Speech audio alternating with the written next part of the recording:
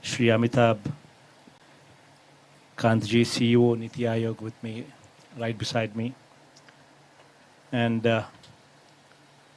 Mr. Aditya Mittal, MD and CEO of ArcelorMittal, also sit right beside me, and of course, our Anil, MD and CEO of Greenco, subsidiary of GIC Singapore.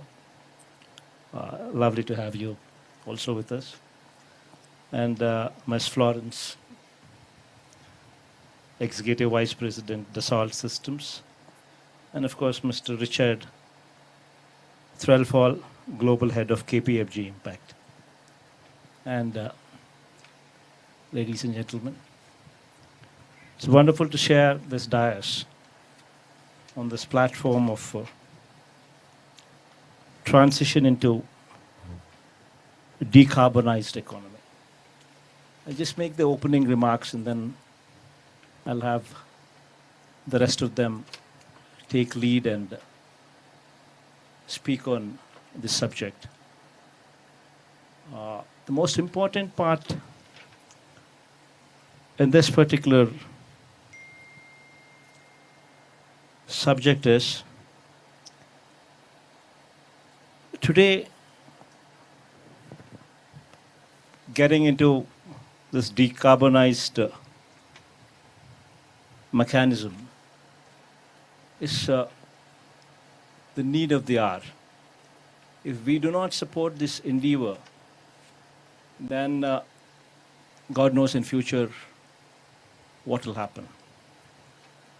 In fact, the ESG compliance, the environmental, the social, and the governance, the ESG compliance today also speaks of this. It is becoming more and more imperative.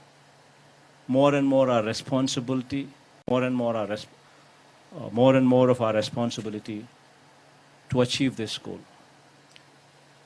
In this concept, what Andhra Pradesh AP is trying to showcase is probably going to be the torchbearer, Andhra Pradesh could actually be the torchbearer showcasing this concept. Just before I had come here to Davos, a couple of days before that, I had gone there, I had gone to a particular project in Kurnool, 5,230 megawatt of integrated pump storage, renewable project. You have, in one single location, you have 1650 megawatt of pump storage capacity, which is actually a battery. 1650 megawatt of battery. And then to support that battery, you have 3000 megawatt of solar project, which is coming up right beside. And then you also have another 900 megawatt of wind power, also to support this battery. 5,230 megawatt in total. And, this is the kind of the scale at which things are being thought after itself speaks volumes about the direction in which we're heading. What it does is, you build a dam, and the quantum of water which is utilized is on just 1 TMC. Just 1 TMC of water is used to drop the water, to generate power during the peak hours, and to lift the water back into the reservoir during the non-peak hours using the solar and the wind power capacities. That's a simple concept. And at the end of it, you would have a 1650 megawatt of firm power. That's power that could be given 24 hours all through the day.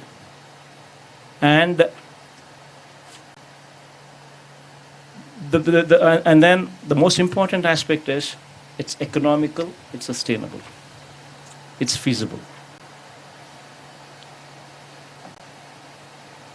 To generate the power from solar and wind, and then during the non-peak hours using this power to pump the water back.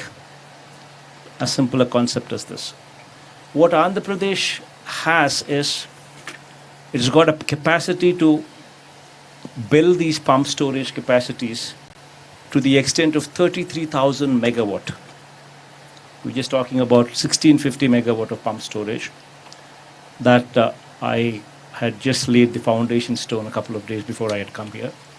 And now we're talking about a potential in Andhra Pradesh, which is 33,000 megawatt available for the whole of the globe to come over and probably participate. This is the concept. And just imagine what things can be done. You're not only, the conventional industry can convert into green industry. And just not that alone. You can talk about using this power to create hydrogen, to create ammonia, NH3, hydrogen, desalinate, get to the coast, desalinate the water, electrolysis, and from water you generate hydrogen. All this in the days to come, in the years to come, would become reality. And Andhra Pradesh is there, right there, welcoming you to become part of this grand endeavor. I think I'll just pass on the mic for the panelists to take over, and probably they would throw more light, better light, hopefully.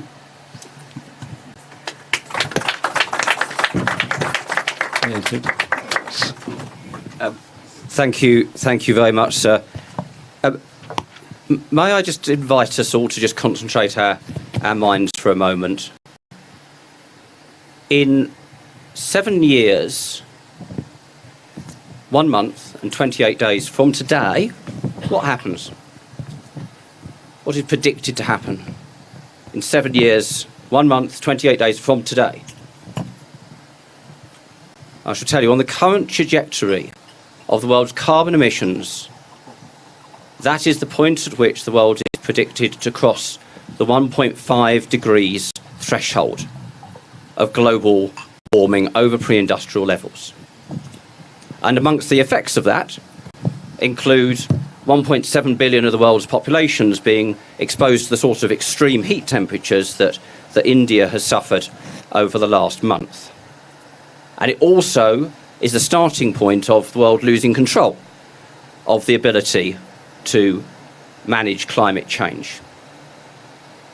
So we don't have much time, and I really welcome the fact that we have this panel discussion to talk about what we are collectively able to do and what in particular can be done in the state of Andhra Pradesh, but also to tie it in, as you've said, sir, to the opportunity for jobs, the opportunity to build a green economy. And therefore it is something that, whilst maybe the end point could scare us if we don't act, in the meantime I think we should be super excited about what we can achieve. So if I can now move into the panel discussion, what I'm hoping to do, time may prohibit it, but what I'm hoping to do is that we can have a discussion about the decarbonisation policy journey of India generally, and take that back to the state. I might start with your good self, Avatar, to kick us off on that. I want to get in specifically into the topic of green hydrogen, where I know a number of the members of the panel have something to contribute as one of the leading technology opportunities in the space. And I'd quite like to round it up by talking about the policy environment that can be afforded, whether that's at a federal or a state level, in order to crowd in the investment that will really power that transition and that green jobs economy. So that's the plan. We'll see if we stick to it, and if there's any time at all, we'll come to some questions in the audience too. So, Amitabh, if I may start with you, Amitabh. Prime Minister Modi has talked about this plan to reduce by 1 billion tonnes the carbon emissions from India by 2030. Now, I don't know what percentage that represents, but it's a huge chunk of what the world needs to do. And can you just paint for us a picture, if you may, about the sort of the totality of India's commitment to decarbonisation and the key levers that the Indian government is trying to pull to accelerate that journey? So, India is not responsible for the carbonization in the world. India's per capita consumption has been extremely low. But India will have to be the only country in the world, and probably the first country in the world, to industrialize without carbonization. Our perspective is that this is not a challenge. This is a massive opportunity. And the challenge is that India is producing renewables at about 2.7 cents per kilowatt hour. That is about roughly 1 rupee 99 paisa per kilowatt hour. It is the only country in the world which has met its NDC targets, which were committed at COP21. None of the G20 countries achieved it other than India. The challenge is that India must bring down the cost of renewable from 2.7 cents per kilowatt hour to almost its half, that is 1.35 cents per kilowatt hour. Then crack water, produce green hydrogen, and become the center of the world for green hydrogen. The cost of green hydrogen is roughly around $4 to $4.25 per kilogram. Our challenge is to bring it down to about roughly $2.25 to $2.5 per kilogram by 2025 and bring it down to $1 per kilogram by 2030. This would mean that you keep enhancing your renewables to massive scales at lower prices, because in the cost of green hydrogen, 70% is renewable, 10% is the cost of electrolyzer, 20% is the balance of plant.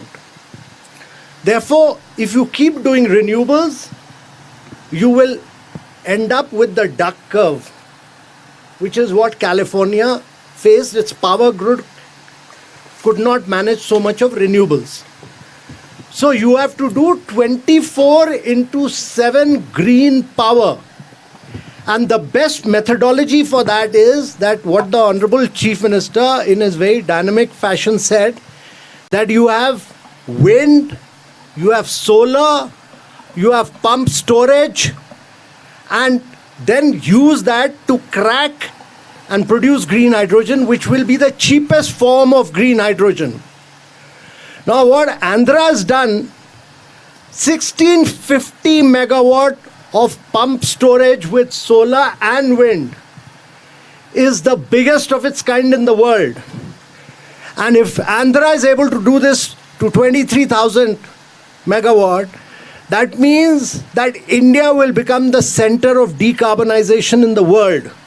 And that is what Andhra holds a model for the rest of the world in terms of decarbonizing your economy. Decarbonization cannot happen with just electric mobility. It cannot happen unless and until we understand that electricity is just 18% of energy. 82% of energy is hard to abate sectors. It's refinery, it's steel plants, it's fertilizer, it's long distance transport. They cannot run on electricity. If it's renewable energy, they can't run on electricity. They run on, grey hydrogen, or they run on fossil fuels, or they run on coal. So you have to make 82% of your energy, which is hard to abate sector, green. And the hard-to-abate sector can only be made green with green hydrogen. And that is the challenge before the world. Well, what has the International Shipping Organization said? 50% of shipping must go green. What has Japan said? I'm going to be the biggest importer of ammonia. What has Europe said? That we'll put border taxes by 2026. So whether we like it or not, fertilizer will have to go the ammonia route. Steel will have to go the green route. Shipping will have to go the green route. What is the answer to that in the world? That's green hydrogen. And that is where Andhra has taken the leadership under the leadership of the Honorable Chief Minister. And that is what a lesson for the rest of the Indian states and for the rest of the world. And that is how you decarbonize your economy and decarbonize the world. Amitabh, well said, very powerfully said, and I completely agree. This is on behalf not just of the state and India, but for the world, because that green hydrogen economy is a critical part of it, and we'll circle back to that.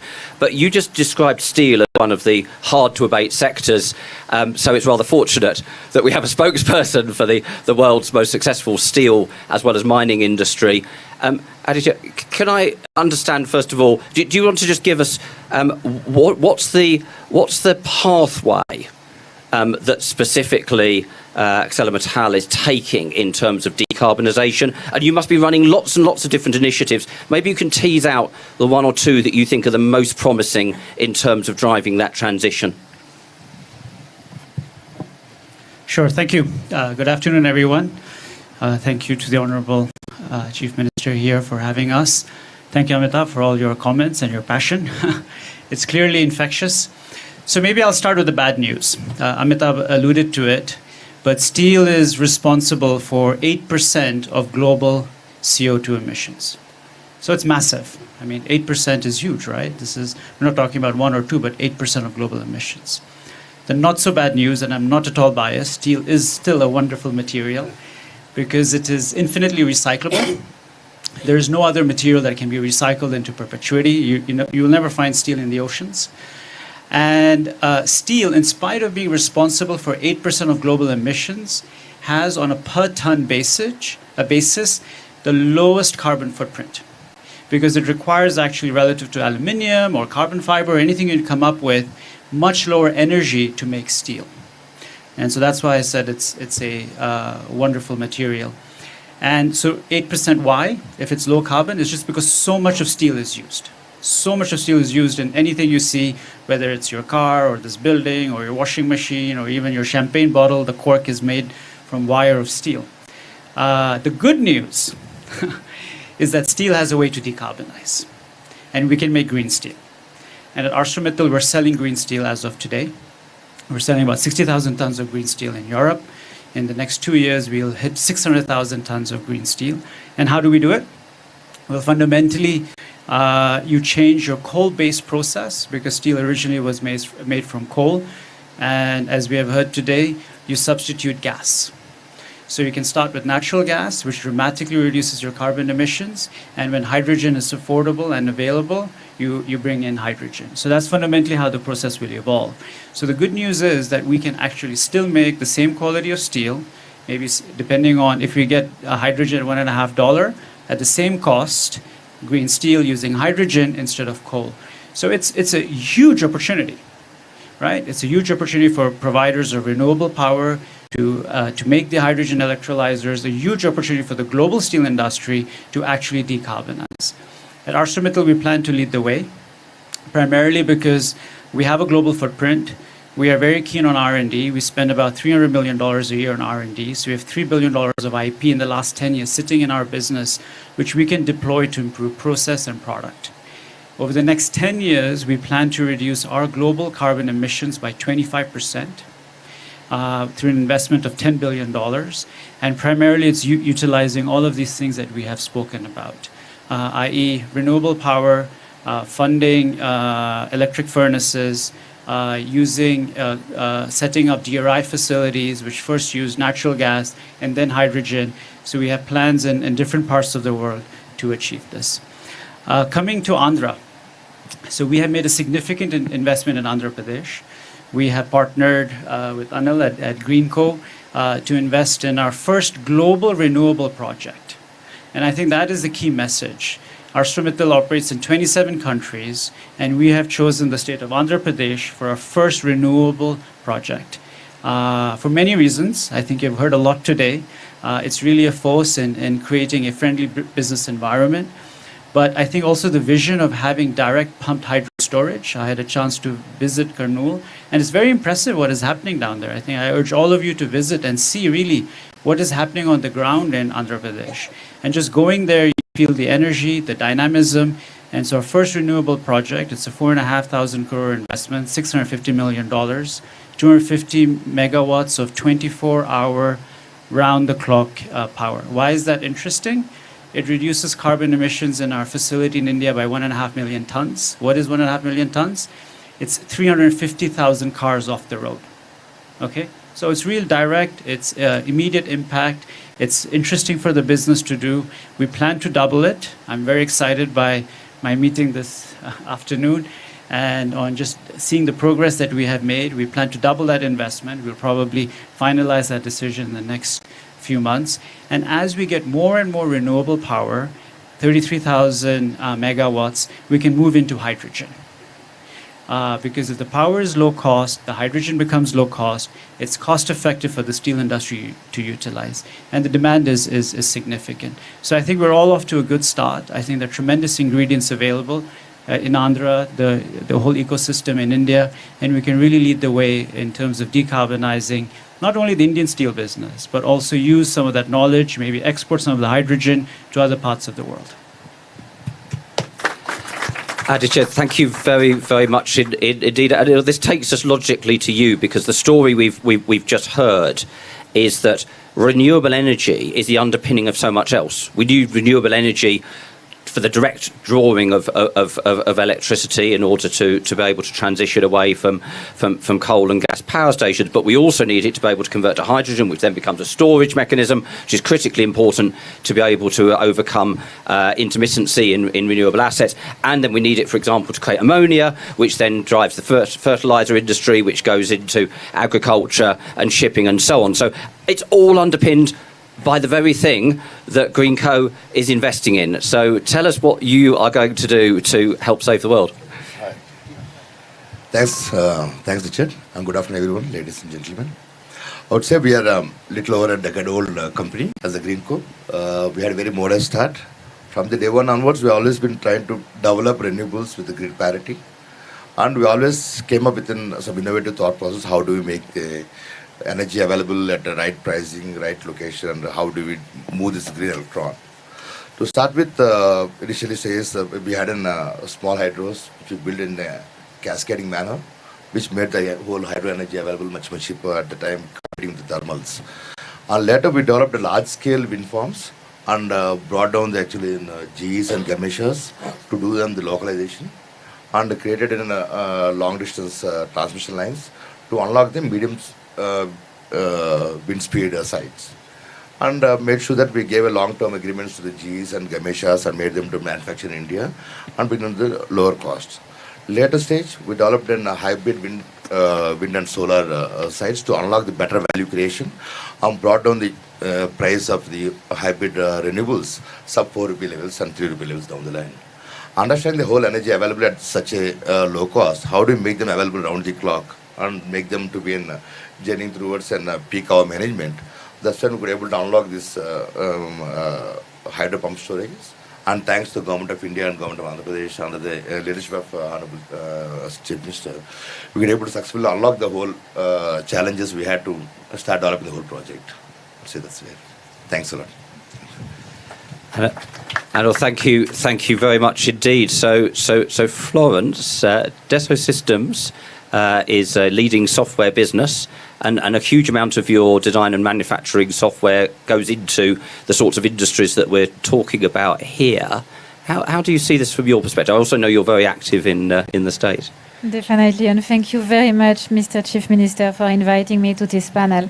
What do we do at Dassault Systèmes? We are basically a software company that is doing virtual twin.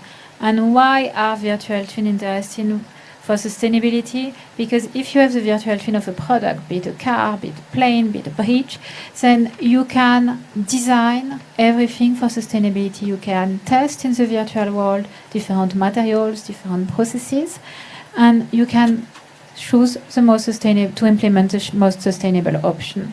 In the beginning of last year, we released a study with Accenture that shows that if we apply virtual twin to 5 use cases in car, high-tech, pharmaceutical industry, consumer good, and transportation, then we could save 7.5 gigaton of CO2 by 2030, which is the equivalent of 1 year of emission of the transportation industry. So it's big. And why is it big? Because basically 80% of the impact of a product is decided at the design phase. So if you optimize at the design phase for sustainability, you can totally change the game. So that's what we are doing with our Indian partners in India, and we are very lucky to be working in Andhra Pradesh, and it's very efficient. We've seen amazing projects here on electric vehicles, two wheels or 4 wheels electric vehicle, but also example in consumer good, in packaging companies, and we think it's a massive disruption when it comes to make the world and the industry more sustainable. Thank you very much, Florence. So we actually have plenty of time. So I'd like to cycle back and come back to a few of the points that have been made in the opening comments, and we may well have some time for some questions. So if you have a burning question and you want to in a few minutes wave very, very clearly at me, we will try and bring you in. Aditya, I want to come back to something that you referenced to the fact that obviously ArcelorMittal is operating across a number of different jurisdictions, and then you referenced specifically why the attractions of investing in the state of Andhra Pradesh. Just from your experience across different jurisdictions, what are the things that you're looking for in terms of policy support that makes the difference between somewhere being really attractive to invest in versus somewhere else that you might not prioritise in the same way? Sure. Richard, let me talk about the steel business, because the renewable business has different policy imperatives, right? For renewable, first of all, you need ease of business, you need land acquisition, and the most important is obviously good wind and good sun, right? Which Andhra has, all of those, ease of doing business, land availability, pump storage. For steel, it's a different it's different dynamics. For the steel industry, I think the most important is to have a level playing field. Okay, so we want to compete with other steel companies which have the same imperative to decarbonize, because fundamentally, as you decarbonize, your cost is going to rise. And how are we going to be successful in places like Europe, where they keep on adding carbon taxes if there is no carbon border adjustment? Because then what is going to happen is steel companies will not decarbonize and export their steel into Europe, and we will not be helping the environment because steel companies in Europe will shut down. So I think that's the first thing. So if India decides to put a carbon tax or create certain incentives to decarbonize, it should be done in a way that is level for all competition. The other option, if you don't create a level playing field, is to stimulate green demand, green steel demand, right? And there are many ways of doing that, through regulatory support. So does automotive need 25% of all their steel? Should it be green? When governments put out bids for infrastructure, is there a mandate that it needs to be made through green steel? So you need market forces to create the demand, because as you heard from me, we have to spend $10 billion, and steel is capital intensive, steel is highly cyclical, steel is not the most profitable business in the world.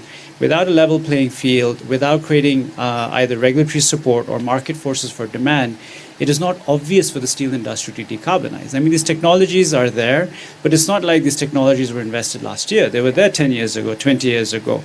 But fundamentally, moving away from coal to gas or to hydrogen is more expensive. And so what are the incentives or the policy framework to make that feasible? We believe that governments are acting in that direction. So we see strong policy support. And so if you look at our $10 billion investment, we have already announced $6.5 billion, excluding the renewable in Andhra. And that's really in Spain, in France, in Belgium, in Europe. Germany as well, and in Canada. We are very impressed with what the Canadian government is doing. And so those are the first 4 jurisdictions in which we have started our decarbonizing journey. That's super. Thank you. Thank you very much. And I spend a huge amount of my time in the company of infrastructure investors, and indeed in a conversation only last week, which was specifically around the hydrogen economy. The infrastructure investors were saying the challenges here are we don't have a whole market for it yet. So it's isolated investments in different companies and countries, and they're worried about the technology risk still. So the sorts of underpinnings that you're talking about, I think, are really critical. Amitabh, if I can come back to you, I mean, you've had a distinguished career in the Indian civil service. You probably know better than almost anybody how to incentivise things in an economy. What's your reflection on what are those real levers that are going to accelerate and support the sorts of investments that Aditya is talking about? So my belief is that companies which do not go digital, which do not go green, will find it very difficult to survive beyond 2026. And actually, if you look at the trend in the last 2-3 years, only companies which have gone digital and gone green, they have attracted valuation, they have attracted investments. So if you don't want to go bust, then the only way is to go green and go digital. And actually, it's remarkable. I mean, I have known ArcelorMittal. I know Aditya's dad, who's one of the most dynamic entrepreneurs in the world. And his son is equally, he's even more progressive to think about green growth. And he laid out his vision for this. And I've known Anil for some time recently. He's like a cowboy in the world of energy. He's a disruptor. He's a disruptor, and he's actually, he's the kind of disruption he's bringing in and the kind of size and scale he's bringing in is unparalleled. And it's all being done under a very dynamic chief minister. And the chief minister is providing that vision of doing this, of solar, wind, pump storage, all in the state of Andhra Pradesh. Because Andhra is one state which has the ability to do renewables, it has the ability to do wind, it has the ability to do pump storage, which no other state has. So you can be the center of the world today. And what the government of India is doing is to create the right policy framework. It's come out with a policy framework where it's laid down the same policy incentives for green hydrogen as it has for renewable, that when you transmit power, there'll be no wheeling charges, etc. A whole range of policy measures have been announced. The hydrogen mission is being announced. And we are very clear that by bringing in size and scale, we'll bring down the cost of green hydrogen. This is an opportunity not merely for Andhra, it's an opportunity for India. Quite often, we do small things and we don't do, the transition phase is very time-taking. And therefore, we lose this opportunity to be a global champion. It's important to understand that India is climatically blessed and Andhra is climatically blessed. And because it is blessed, the competition for that, there's no competition even from China as climatic conditions are concerned. China is not your competitor. The size and scale is only India. The only other competition in climatic condition comes from Middle East. Now, Middle East is already flushed with oil and gas. And therefore, India has the climatic condition. It is blessed. It has the wind power. It has the renewable power. It is possible for it to make itself the least cost producer by doing size and scale. That is important. Bring in size and scale. Once you've done that, and that is what this partnership is all about. To do 1650 megawatt of pump storage is actually a lesson for everybody else at Davos. What you're talking about here is a lesson for everybody else at the Congress Center. That this is about a new world of tomorrow. This is about new technology of tomorrow. This is about transforming the world of tomorrow. Here, it's not we don't have time for incremental. This has to be completely transformational change. And the handshake that you've described between companies that have the innovation and the drive, but backed up by the support of public policies, I think is hugely powerful. And I'm going to hand it back to you. You've been talking about green molecules. And I'm just, you might want to just tease that out for the audience, but also I know that you're investing in the largest possible collection of solar and wind and pump storage, and it will be backed up by. Just talk to us about that particular reason to again invest in the state of Andhra Pradesh. But what's the green molecule piece? Just to start with. Even backdrop, sir, while whole India is well blessed with the climatic conditions for renewables, Andhra is especially blessed with an plateau terrain hilltops within Eastern Ghats and having combination of two river basins, Krishna and Godavari river basin, and having well integrated, well irrigation systems that enables towards developing such a large scale pump storage systems around in Andhra. And integrating these, I keep saying that at Greenco, our focus is how do we want to treat your green electron, and how low cost and how do we make it more effective to making it moving from right from into the bulbs, into the wheels, into the chemicals. How do we make this green electron to move its journey is what we are trying to specialize ourselves and put our innovations in and around storage technologies, digitization, and making it bring AI towards and forecasting towards the right energy availabilities and matching with the grid demand systems. That was actually triggered us towards creating this hydrogen, green hydrogen through electrolyzer process.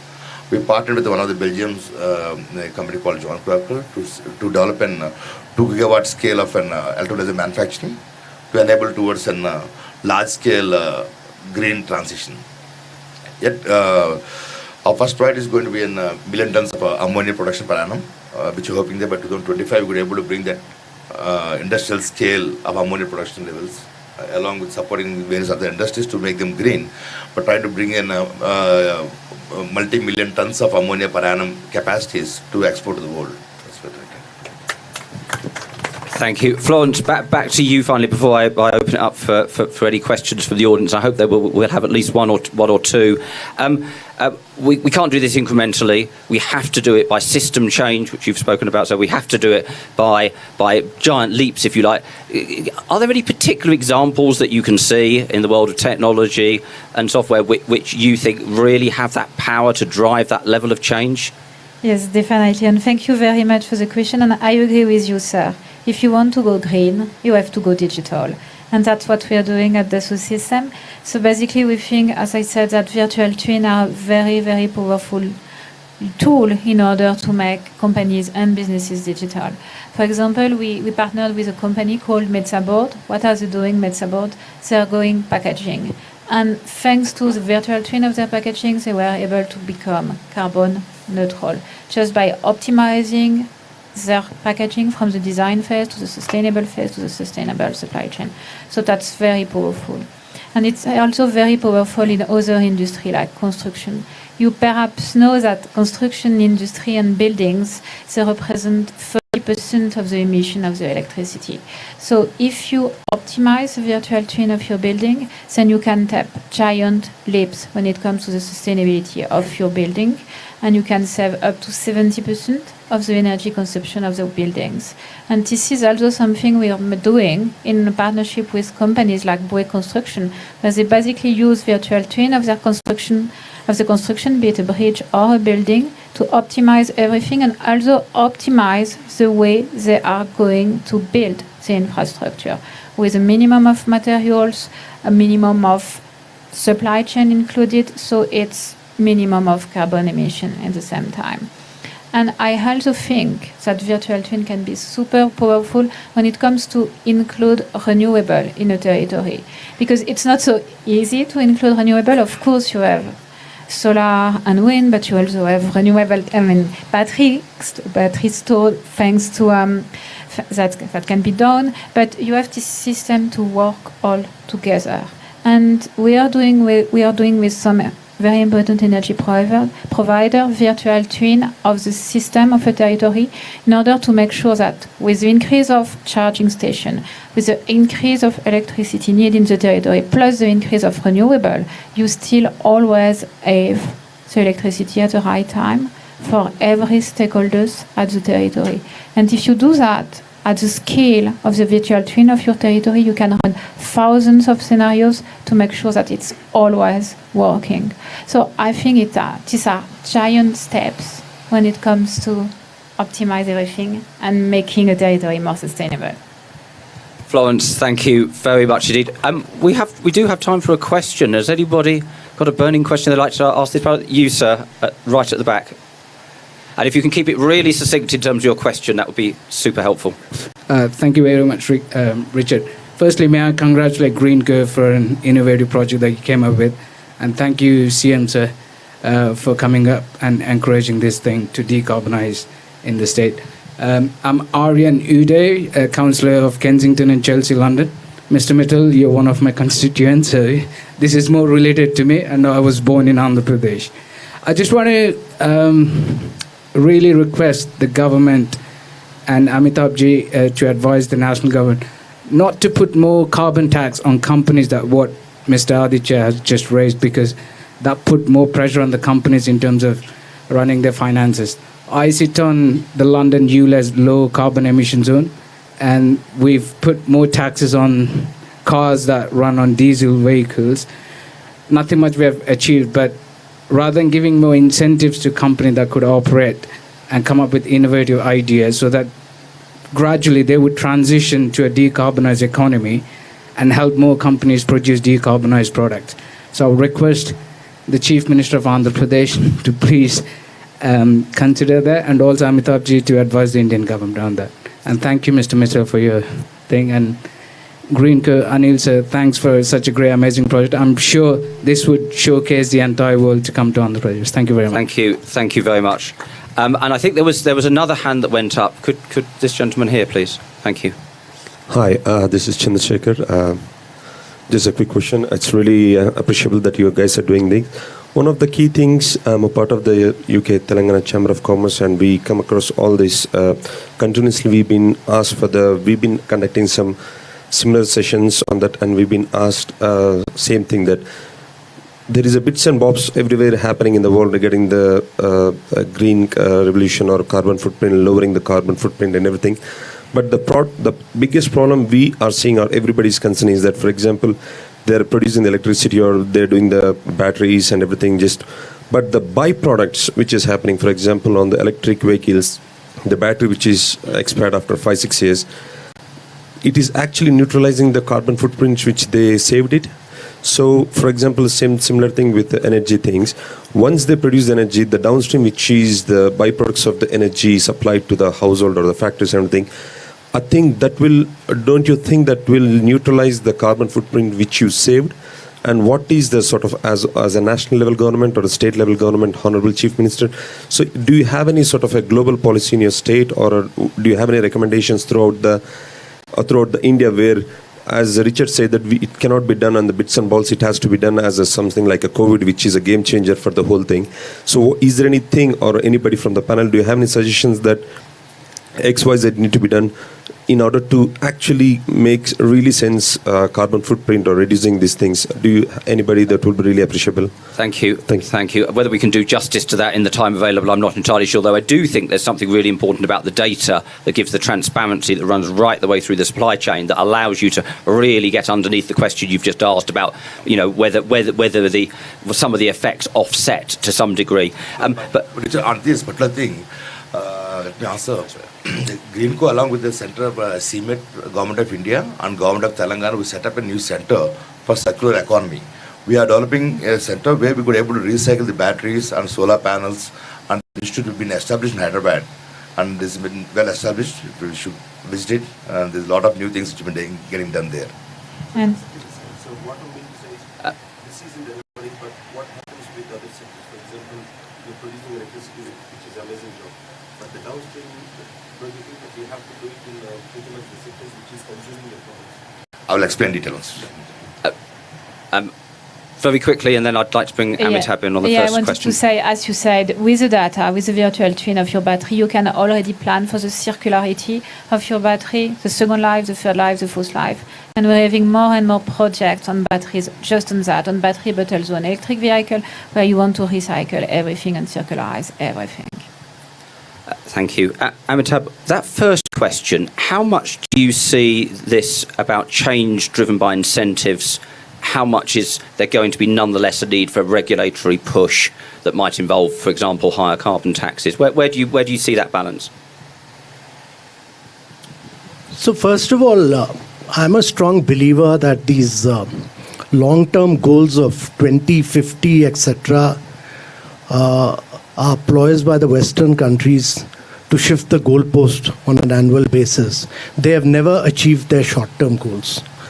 And you can look at the history from COP1 to COP27. None of the Western countries have ever achieved their goal which they have committed to.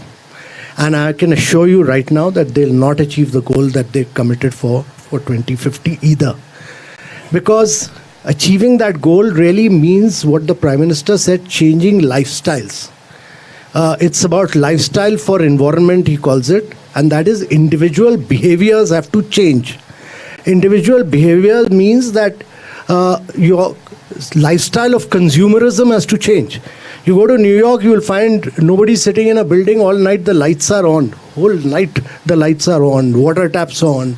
So consumerism, unless you don't change that, climate change will not alter. So every individual has to change his lifestyle. That's number one, to my mind. And secondly, unless we don't build in a very strong circular economy framework, and that would really mean that we don't start mandating, but we start building circular economy from the point of design and R&D. At the point of design, that everything must be an input into some other thing or there has to be an extended producer's responsibility for that circular economy to succeed. Not as a mandate, because then you will tamper with ease of doing business, you will impact businesses. But the businesses themselves, as according to the design framework, and that has to be embedded in the design, has to be built in. And circular economy really is the answer to what he's saying. Thank you very much. Honourable Chief Minister, if we could come back to you for any closing thoughts before we pass some gifts to our panel members, that would be lovely.